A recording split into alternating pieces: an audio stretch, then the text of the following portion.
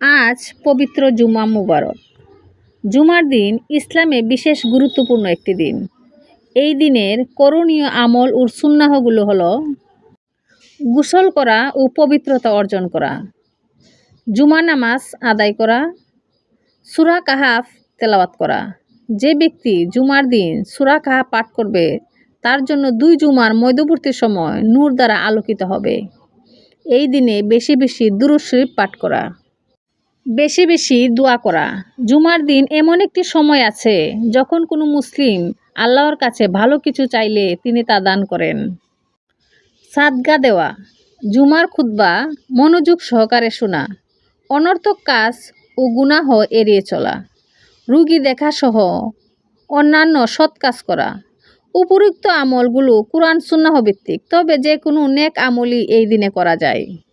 আল্লাহ রাব্বুল আলামিন আমাদেরকে তৌফিক দান করুন, আমিন।